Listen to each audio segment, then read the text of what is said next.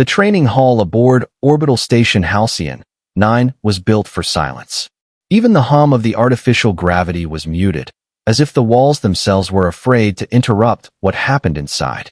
When Commander Shivor entered, that silence shattered into tension. Every cadet in the hall froze. Some had claws, others scales or wings, a few shimmered with soft bioluminescent patterns, but all stood perfectly still. Shivor's heavy boots echoed across the floor, sharp and steady. His skin was deep gray, his eyes the color of molten gold. A row of sensory tendrils lined his jaw, twitching faintly as they tasted the air for fear and uncertainty. There was plenty of both. The chronometer on the wall flicked to 0800. Perfect timing. Always perfect. That was Shivor's way. He had once commanded soldiers across 3 war fronts. Now he taught cadets who had never seen blood, trying to explain the one thing the galaxy feared most: humans. Formation. His voice thundered through the chamber. Dozens of alien cadets scrambled into lines. Some nearly tripped over their own tails or mechanical limbs, but within seconds, the hall was filled with rigid discipline. Shivor paced down the row, inspecting them. His tendrils flicked side to side, neutral, for now. He stopped in front of a slim, copper-skinned cadet with insect-like eyes and folded wings. "Cadet Threx," he said. "Step forward." Threx obeyed instantly. His mandibles clicked with nervous rhythm. "Tell me," Shivor said softly, "if you were to fight a human, how would you defeat one?" Threx blinked, confused by the question. "Sir, humans are soft-bodied. I would strike quickly, tear the throat, crush the chest, or pierce vital organs before they react." Murmurs spread among the formation. Most nodded. To them, that logic made sense.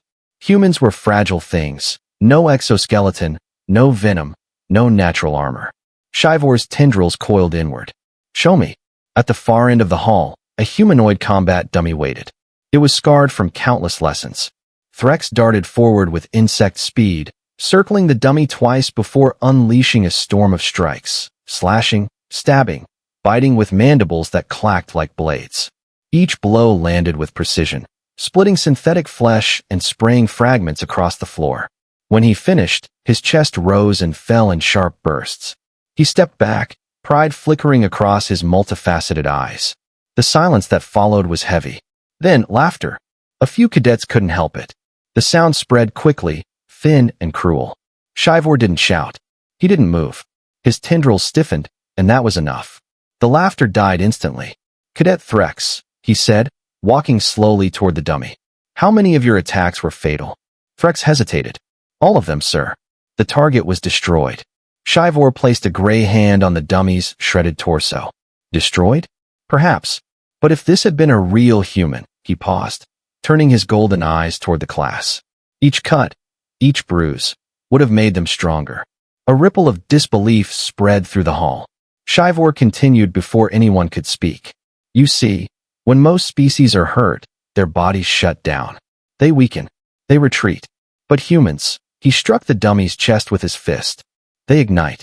Their blood releases a chemical called adrenaline. Pain becomes power. Fear becomes focus." He pointed toward Threx. "Every strike you landed would only feed that fire. By the time you hit them 10 times, they would be faster, stronger. Their eyes would burn with something you cannot measure, rage mixed with survival." He began to pace again, his boots thudding in rhythm. "Imagine it. You're standing over a bleeding human, certain you've won. Then they rise, shaking, broken, and smiling. Because now, cadet, they're not fighting to win. They're fighting to end you."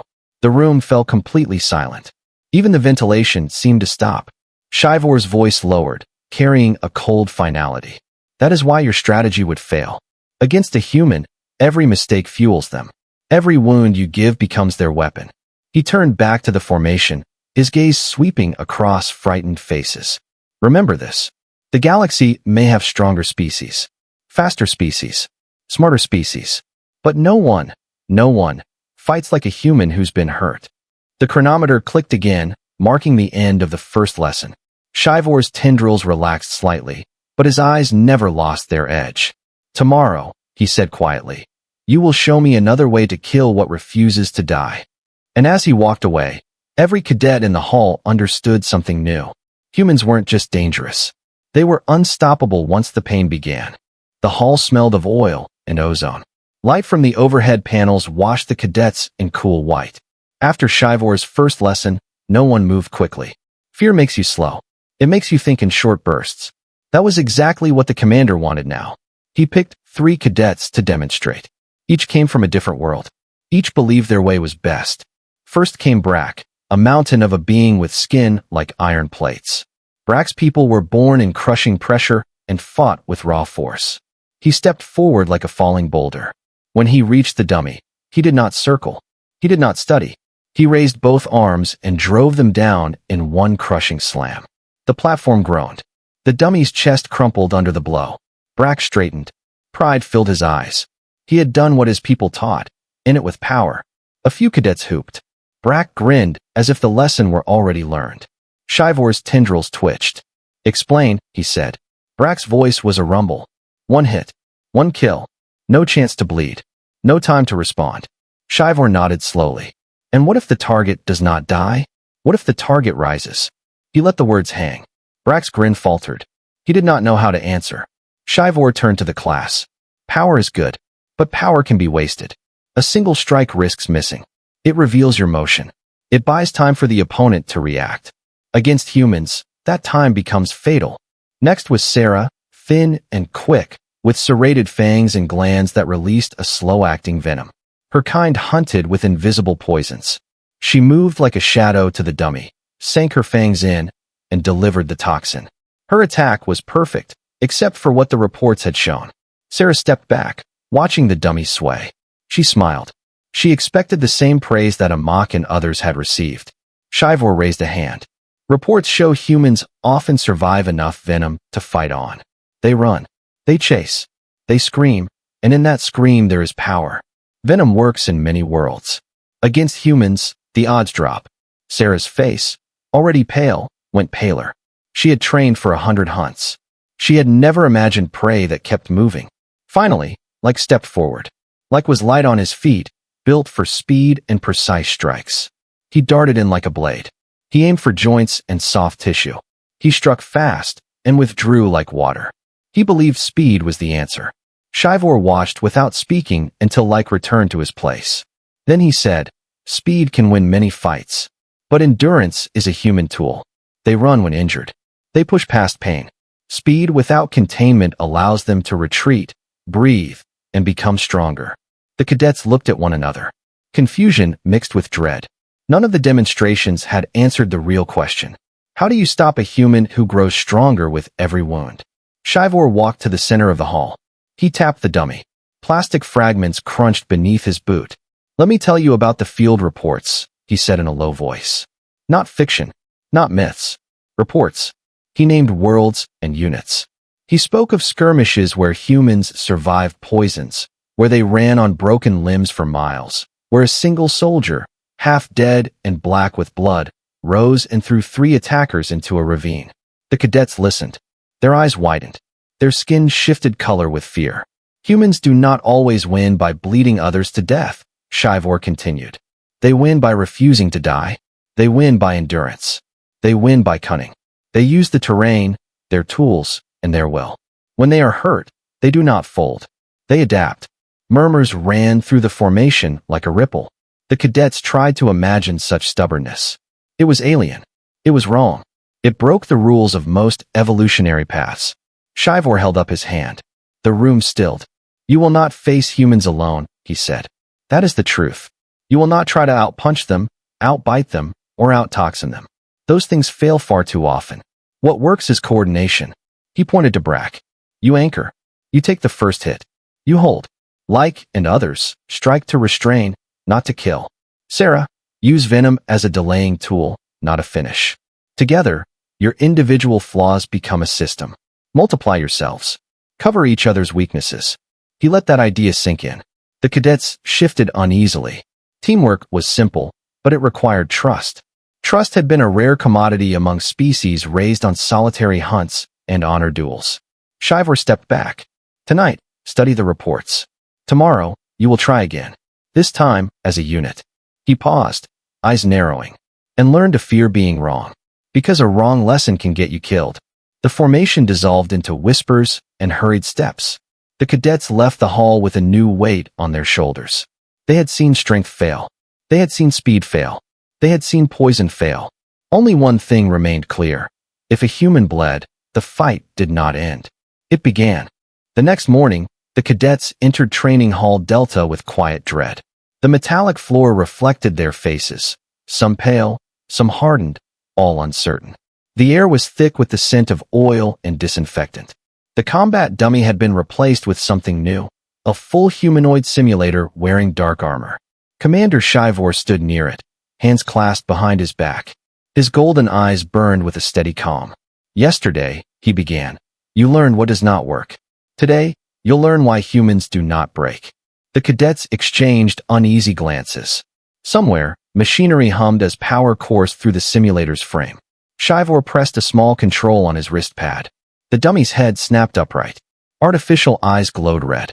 This, Shivor said, is a training construct based on human combat behavior. It has been programmed with real recordings, movements taken from captured soldiers, mercenaries, and explorers. Observe closely. You will face this model in pairs. The first volunteers, Brack and Sarah, stepped forward. Brack flexed his arms. Sarah's fangs glistened.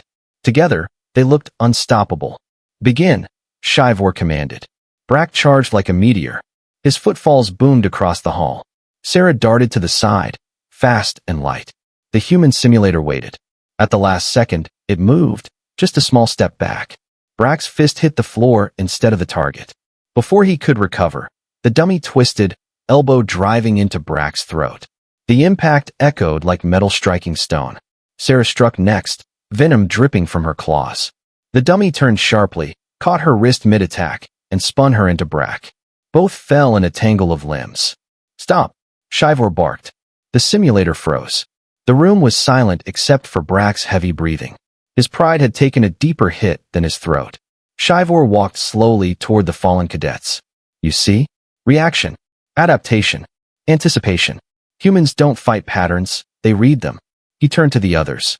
They are chaos in motion, but controlled chaos. You cannot predict what has no single rule. He gestured to the next pair, Like and a tall aquatic cadet named Vesh. You're up. Like nodded grimly.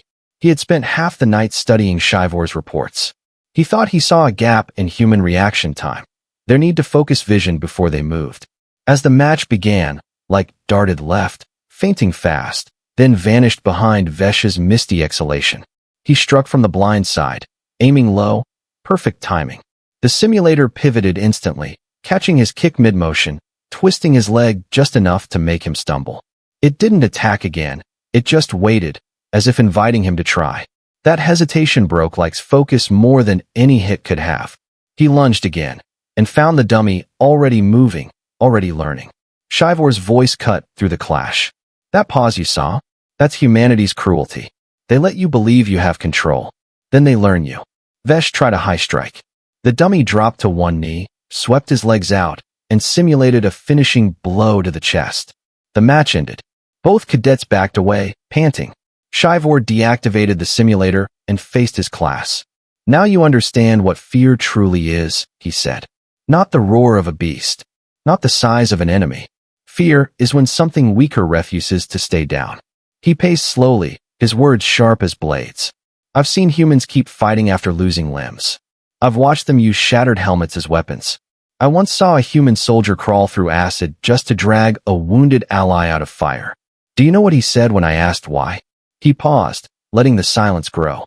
He said, because someone had to. The cadets shifted uneasily. Those 4 words carried more weight than armor plating. Shivor looked at them, his voice now quieter but more dangerous. You cannot kill what refuses to surrender its purpose.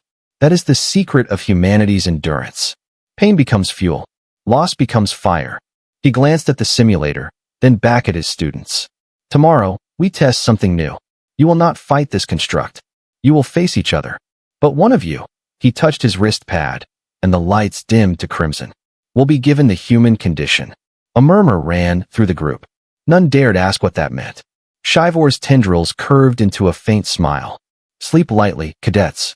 Tomorrow, one of you will feel what it means to be human. The lights flickered off, leaving only the faint reflection of the shattered dummy and the sound of Shivor's slow, echoing footsteps fading into darkness. When morning came, the training hall was darker than usual. The usual bright overhead lights were dimmed to a low, amber hue, and the air was colder. A thin fog drifted from the cooling vents, curling across the floor like ghosts. Every cadet felt it. Something was about to happen that none of them were ready for. Commander Shivor stood beside a large containment pod in the center of the hall. Its glass surface shimmered faintly, showing the outline of a single cadet seated inside, motionless. The others formed a half-circle around it, whispering softly among themselves. "Silence," Shivor ordered. His voice carried through the chill air like a blade. The whispers stopped. He looked over the group slowly, then said, "Inside this pod is cadet-like. Yesterday, he fought the human simulator. Today, he becomes the subject of our next lesson." The cadets exchanged alarmed glances. Sarah's mandibles clicked nervously. Brack's thick hands clenched into fists. Shivor continued. "For years, scientists have studied what they call the human adrenaline response. We have extracted the chemical. We have tested it. But few have ever seen what it does to someone not born of Earth." He pressed a sequence on his wrist pad. The pod filled with mist. The hum of machinery deepened. Like's body tensed. His eyes snapped open. For a second, there was confusion, then something changed. His pupils widened, breath quickened, and the pulse in his neck surged like a drumbeat. The pod doors hissed open. "Step out," Shivor commanded. Like stepped forward slowly. His usual calm grace was gone. Now, his body trembled with energy. His eyes darted across the room, catching every movement, every sound. The other cadets instinctively stepped back. "What do you feel?" Shivor asked. Like's voice came out rough, deeper than before. "Everything. The air feels heavy. My heart, it's loud. I could fight anything." "Good," Shivor said. "Then show us." A combat drone descended from the ceiling, sleek and armed with harmless but forceful kinetic rounds. Its eyes glowed blue. It fired a single blast, a test shot. Like dodged. Not gracefully, but explosively. One moment he was still, the next he had vanished from where he stood. The round smashed into the floor. Like was already beside the drone, striking with his bare hand. The impact cracked metal. Sparks flew. The drone reeled back and fired again, faster, harder. Like moved faster still, ducking, rolling, countering every motion with frightening instinct. There was no rhythm, no strategy. Just speed, power, and the will to move. Shivor's tendrils twitched. "Observe closely," he said to the class. "He does not think. He reacts. Pain and fear are gone. His body fights for him." The drone hit Like in the shoulder with a kinetic burst. Instead of staggering, he growled, an animal sound no one had ever heard from him before, and lunged. He slammed the drone to the ground and tore its arm off with bare strength. "Enough," Shivor barked. But Like didn't stop. His breathing was erratic. His eyes were wild. The others hesitated, even Brack, who could crush stone with his hands. Sarah whispered, "He's lost control." "Not lost," Shivor said grimly. "He's found what humans live with every day." He stepped forward, unafraid, and placed a hand on Like's chest. "Cadet, stand down." For a heartbeat, nothing happened. Then Like blinked, confused, trembling. The fire began to fade. He dropped to one knee, gasping. His skin was slick with sweat, his muscles twitching as the chemical burned out of his system. The room was dead silent. Shivor looked around at the faces of his cadets. "Now you understand. That," he pointed at the exhausted Like, "is what happens inside every human when they are cornered, when they are bleeding, when they are afraid. That is why you cannot fight them with half measures. You cannot scare them into surrender. Fear fuels them." He let his gaze sweep across the hall, golden eyes burning. What makes them powerful is not their strength or weapons. It is the refusal of their bodies and minds to accept defeat. Sarah's voice was small. How do you stop that?" Shivor turned toward the shattered drone and the trembling cadet. His answer was quiet, but it chilled them all. "You don't," he said. "You survive it. You outnumber it. You outthink it. But you never, ever face it alone." He deactivated the pod controls and walked toward the exit. Class dismissed. And remember, when a human bleeds, it is not the end of the fight. It is the beginning of one. Behind him, the cadets stood in silence, staring at the broken drone and the trembling figure of Like, who whispered under his breath in disbelief. How do they live like this? 3 days later, Training Hall Delta was no longer just a hall. It had been transformed into a battlefield. Hollow projectors lined the walls, casting a fractured landscape of shattered ruins, fire, and dust. The air buzzed with energy. The floor trembled faintly, as if remembering the weight of ancient wars. The cadets stood in full combat gear now. Their armor glinted under red tactical lights. Each of them carried stun weapons designed to simulate real battle, safe for training, but painful enough to make lessons unforgettable. Commander HFY stood on the command platform above them, silent for a moment as the scene came alive around him. When he finally spoke, his voice carried through every speaker in the chamber. Today's test is not about strength or speed, he said. It's about understanding. He gestured to the far end of the hall. A figure shimmered into existence, human-shaped, wearing tattered armor, carrying nothing but a dull training blade. Its eyes glowed faint red. The simulator had been upgraded, coated with all the unpredictability of human behavior. This, HFY continued, is not an enemy. It is your teacher. Defeat it, and you will learn the truth of why the Coalition fears even a single unarmed human. The cadets exchanged uneasy glances. Like, now recovered from the adrenaline experiment, stood beside Brack and Sarah. His expression was grim. He's not exaggerating, he muttered. The command signal beeped. The simulation began. The human model stood motionless for 3 seconds, watching them. Then it moved, so fast it blurred. Brack roared and charged first, his heavy armor crashing through debris. The human didn't block or dodge. It sidestepped. A simple, perfect movement. Brack's strike smashed through empty air. The model kicked his leg out from under him, sending him sprawling. Sarah lunged from the flank, venom blades flashing. The human dropped low, spun, and struck her with the hilt of its blade, not hard, but precise. She stumbled backward, her weapon clattering to the floor. Like darted forward next, relying on speed. He struck 3 times in quick succession. The human blocked each one, reading his rhythm like a song. On the 4th strike, it parried and grabbed his wrist. Like twisted free only by instinct. It wasn't fighting like a machine. It was playing with them. Focus on coordination. HFY's voice thundered from the speakers. Numbers and timing. Remember your roles. Brack slammed his fist into the ground to signal a flanking maneuver. Sarah recovered her blade. Vesh, the aquatic cadet, released a burst of mist to obscure their movements. The group circled, approaching from every side. This time, it worked, for a moment. Like dashed forward, forcing the human to block high. Brack came low, driving his massive shoulder into the human's chest. The simulator staggered. The class gasped. Then it smiled. HFY's eyes narrowed. They've triggered it. The human's movements changed, faster, sharper. It was as if invisible energy coursed through its limbs. Its pupils flared crimson. It no longer moved defensively. It attacked. In one fluid motion, it kicked like a side, spun, and disarmed Brack with a strike to the elbow joint. Sarah tried to stab from behind. The human turned, grabbed her arm, and used her own momentum to hurl her into Vesh's mist field.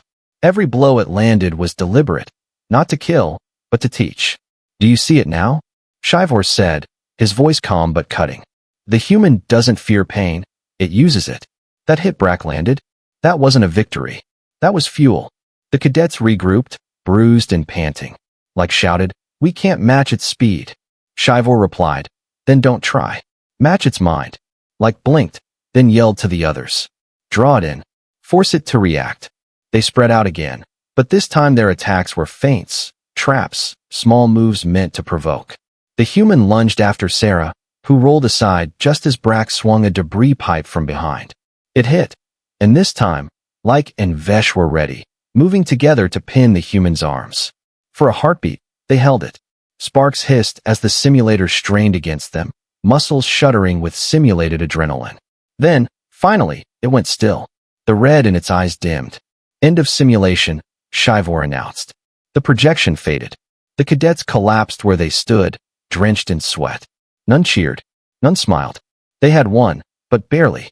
HFY descended from the platform, boots echoing on the metal floor. He stopped beside the exhausted cadets, and looked each of them in the eye. That, he said quietly, is what it takes. Teamwork. Timing. Precision. You did not overpower it. You outthought it. That is the only way anyone survives an enraged human. He paused, then added in a softer tone. But remember this, that was only a machine. The real ones, they don't shut off. He walked away, leaving them in silence as the simulation room cooled. And somewhere deep in the shadows of the station, the cadets wondered the same thing. If this was only training, what would it be like to face a real human who refused to die? The academy had gone quiet since the simulation war. The cadets no longer spoke with arrogance or laughter. They moved differently now, careful, disciplined, and always watching their surroundings, as if expecting something to leap from the shadows. Commander Shivor's lessons had left deep marks on their minds. But he wasn't finished. When the cadets assembled in the training hall on the 6th morning, the atmosphere felt heavier than gravity. Shivor stood at the center of the room, beside a sealed containment crate. His expression was unreadable. "Cadets," he began, his voice steady but low. "Today you face something no simulation can teach. For all your progress, you still do not understand humanity. You've seen their strength, their speed, their rage. But now, you will witness the one thing that makes them truly dangerous." He tapped his wrist pad. The crate unlocked with a hydraulic hiss. Inside, sitting on a reinforced chair, was a real human. A man, mid-30s, scarred, weary but calm. His uniform bore no insignia, only a worn patch with a faded Earth emblem. His wrists were bound with energy cuffs, but his posture was relaxed, almost casual. Gasps rippled through the cadets. None had seen one before, only holograms and recon footage. "This is Captain Aaron Holt," Shivor said. "Captured during the Varney's border conflict. He volunteered for this demonstration." Aaron's voice was rough but confident. Volunteered is one word for it. He smirked faintly, scanning the wide-eyed aliens before him. "So, I'm your field trip project?" A few cadets looked away, uncomfortable under his gaze. Shivor ignored the comment. "Captain Holt has agreed to show you what the Coalition fears most. Not your weapons, not your species, but this." He gestured toward Aaron's chest. "The human will." Aaron leaned forward, eyes glinting with quiet amusement. "That's flattering, Commander. Want me to make it interesting?" Shivor nodded once. "Begin when ready." Aaron stood slowly. Despite the restraints, there was an undeniable presence about him, a weight, a focus that filled the room. "All right, cadets," he said. "Tell me this. How many of you believe you could kill me if you had to?" No one answered. Aaron chuckled softly. "Smart. Because the truth is, you couldn't." Brack bristled, his massive arms flexing. "You're bound, human." Aaron met his glare with calm eyes. "And yet you're afraid." "What?" The silence that followed was worse than shouting. Shivor's tendrils twitched. "Proceed, Captain." Aaron nodded. "Fear isn't weakness. It's a tool. Pain isn't a limit. It's a signal. Every time life tries to break us, we learn. Every time we bleed, we adapt. That's how we survived our world.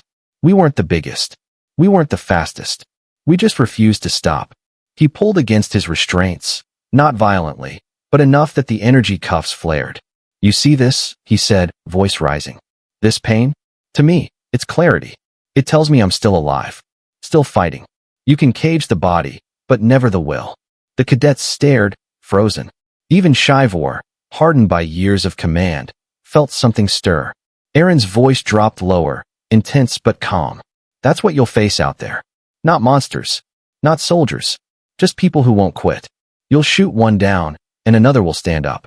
You'll burn their cities, and they'll rebuild them from ash. Because that's what we do." Like, unable to stay silent, whispered, "But why? Why keep fighting if you know you'll die?" Aaron's gaze softened. "Because sometimes dying isn't losing. Giving up is." The words hit like thunder. For a long moment, no one moved. The hall was silent except for the hum of the cuffs. Then Shivor stepped forward. "That," he said quietly, "is the power you cannot replicate. The human drive to continue, even when reason says it's over." He turned to his students. "You've trained against their strength, their speed, their tactics. But until you understand their spirit, you'll never truly be ready." Aaron smiled faintly, meeting Shivor's gaze. "You finally get it, Commander. It's not about winning. It's about not stopping." Shivor nodded once. Lesson concluded. He deactivated the cuffs. Aaron rubbed his wrists, unbothered, as if nothing that had just happened mattered. But every cadet in that room knew it did. As they left the hall, Sarah whispered to Like, "They say humans are hard to kill." Like looked back at the calm, scarred man standing in the shadows. "No," he said softly. "They're impossible to break." The final day of training came wrapped in silence. No alarms. No marching drills. Just the heavy awareness that something was ending, and something far larger was waiting beyond it. Training Hall Delta was stripped bare. No dummies, no simulators, no holographic war zones.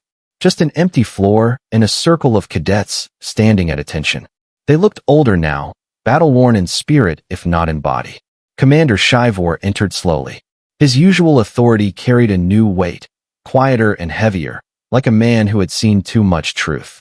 Behind him walked Captain Aaron Holt, the human. No restraints this time. No cuffs. Just calm eyes that scanned the circle of alien cadets who had once laughed at the idea of fearing a man. Shivor stopped at the center and spoke. "For weeks, you have studied, trained, and failed. You have seen machines mimic humanity, and you have faced real human defiance. But now you must understand the lesson beneath the lesson." He turned toward Aaron and gave a small nod. Aaron stepped forward. "When I was young," he began, "my instructor told me something simple. He said, a human soldier doesn't win because he's stronger. He wins because he refuses to stay down." The cadets stood still, listening. His tone wasn't commanding. It was storytelling, slow and deliberate. "On my second deployment," Aaron continued, "my unit was stranded on a frozen moon. Communications were down. Supplies gone. 3 of us left, all wounded. 1 died the first night. The second told me to leave him behind on the third. But I didn't. I dragged him 20 kilometers through ice storms and poison winds."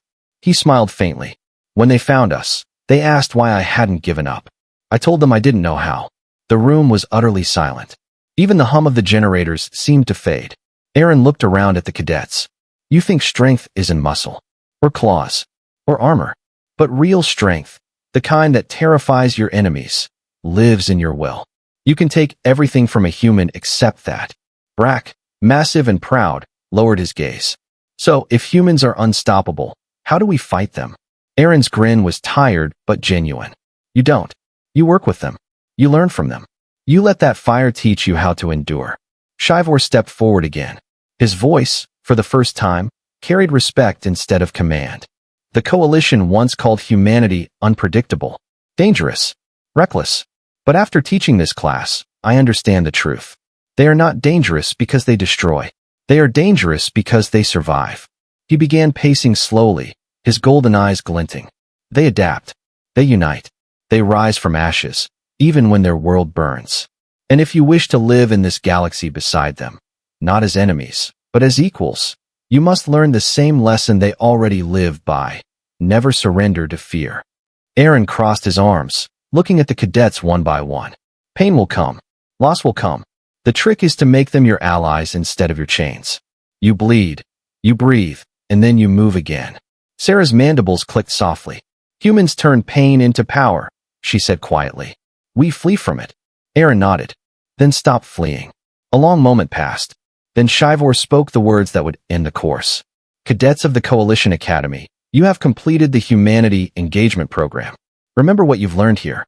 If you ever meet one of Captain Holt's kind in battle or peace, remember, strength is not measured in flesh, but in fire." He turned to Aaron. "Captain Holt, thank you for teaching us what cannot be written in manuals." Aaron gave a half smile. "Just promise me one thing, Commander." Shivor tilted his head. "What is that?" "Teach your next class that fear is fine," Aaron said softly, "as long as it never wins." Shivor's tendrils curled in silent agreement. "I will." As the cadets saluted, the human turned and walked toward the exit. The doors hissed open, spilling white light across the hall. For an instant, the light framed him like a burning silhouette, fragile, mortal, but unyielding. And then he was gone. The cadets stood in silence, each replaying his words in their minds. Brack finally murmured, "If humans can't be broken," like finished for him, voice steady, "then maybe we should learn how to be unbreakable too." Shivor smiled faintly, the first real smile they had ever seen from him. "Lesson complete," he said quietly. Now you understand humanity. The lights dimmed, leaving the empty hall echoing with the memory of footsteps, steady, human footsteps, that had walked out into the unknown and refused to stop.